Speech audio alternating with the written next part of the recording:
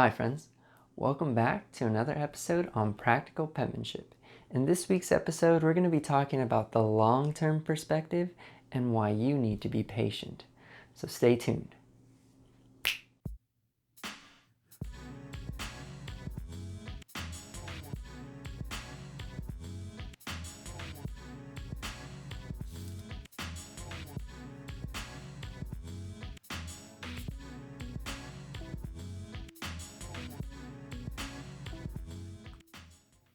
So today's episode is a little bit different because you're not getting that overhead view at the writing desk today. Instead, I wanted to talk to you guys a little bit about the long-term result on penmanship.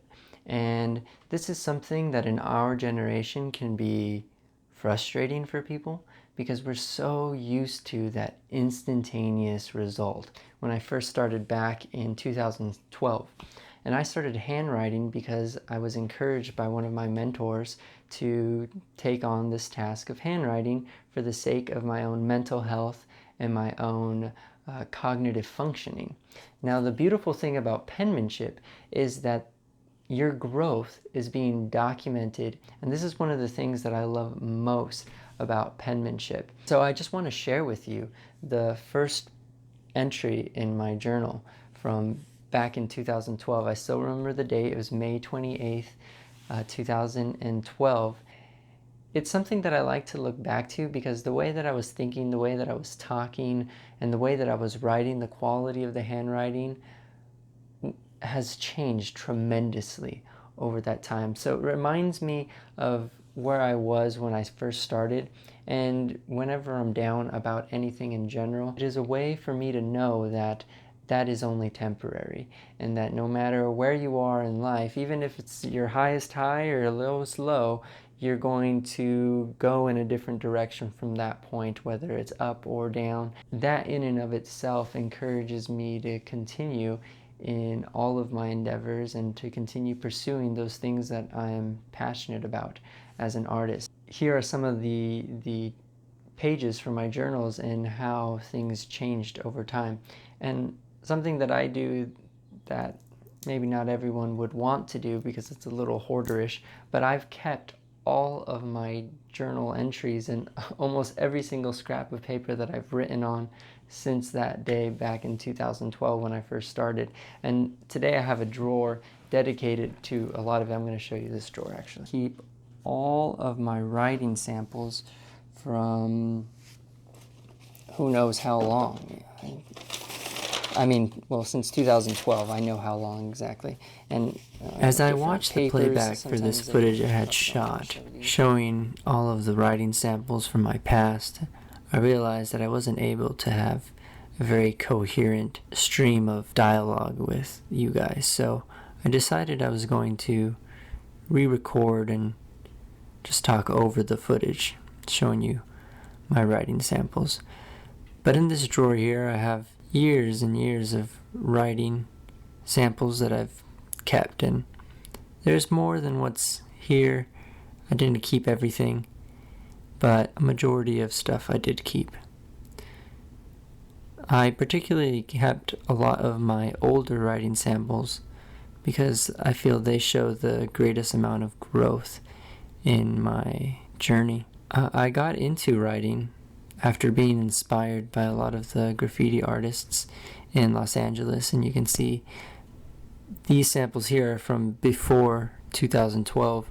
Starting back in middle school, I started doing lettering work for friends, and people would put stuff on their binders, and it's somewhat ironic how I ended up incorporating letters and writing into my life, and now they've become such a prominent component to who I am that it's seemingly synchronistic how it all works out in the end.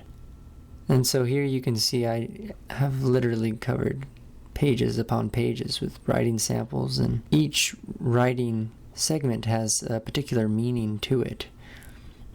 This artwork here is just because we should spend our time productively and expressing ourselves and making things that show off our creativity in one way or another.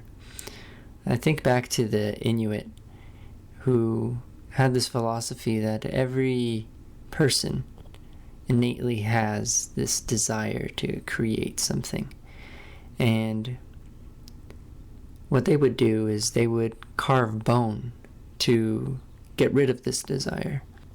And they had no intention on making anything out of the bone. They would carve the bone, and their only desire was to exert this creative energy that exists in every person. And for me, penmanship is a way of doing that. It is a way for me to express myself and get rid of this creative compulsion I have.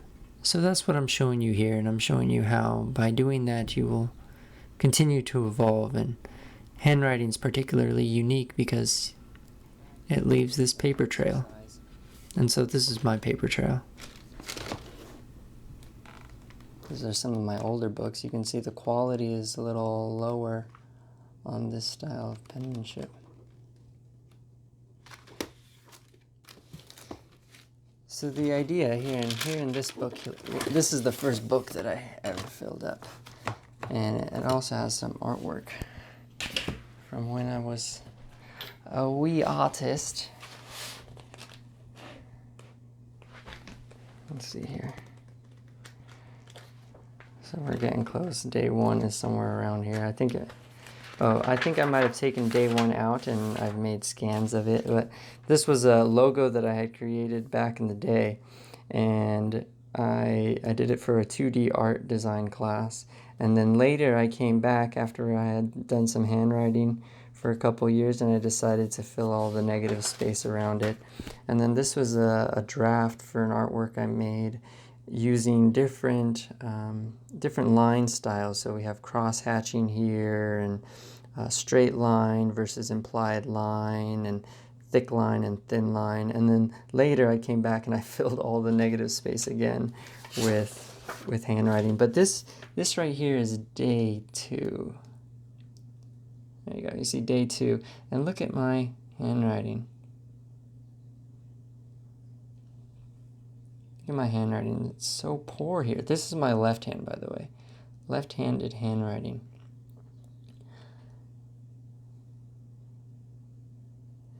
So I don't know what these say, and I haven't pre-read any of them, so I'm not going to show you in more detail because I don't want to reveal myself to be a weirdo like I am. But here you can see here on this page here, this is my right-handed handwriting from back in, this is June 17th, 2012. So you can see what my handwriting used to look like. And so 6 years later, just about 6 years later, you're seeing in the other videos what my handwriting looks like today. So just to gain some perspective on this whole growth process. Now that I've made a mess of all my papers on the floor. This is essentially what I want to share with you. Penmanship requires patience. And by being patient and by being devoted to the singular task, you're going to find that this creates patience for different sorts of scenarios as well. As a teacher, I have found this very important because having gone through the process myself and in teaching others how to develop their ability to write with both hands, you have to be very patient with people because not everyone's going to get it as quickly as I did. Most people aren't. And then there are going to be those who are going to get it 3, 10, 5, 50 billion times faster than I did. And in either situation, patience is going to be required. Maybe you explain something one way and a majority gets it, but there's this one guy who keeps not getting it. And so you have to explain it again for him. And maybe he didn't get it the second time either, so you have to explain it a third time. And so those sorts of situations required a lot of patience, and the patience that I gained through penmanship applied very directly to those. And in all different types of jobs, we're going to run into situations where our patience tested, whether or not that be your boss that you have to deal with, or a coworker, or a family member. Patience is going to be required in all ends. So I encourage you to be patient in seeing your own progress. And I'm going to make sure to include a little clip here of myself handwriting today with the left hand forward, because I've continued to practice since last week's video, and already I'm seeing progress. I'm seeing myself improve. So that's exciting for me, and I hope that you guys out there are also seeing improvement in your own penmanship practice. And if I am at all facilitating any of your improvement, that is really exciting for me, and I hope that I can continue to do that for you guys.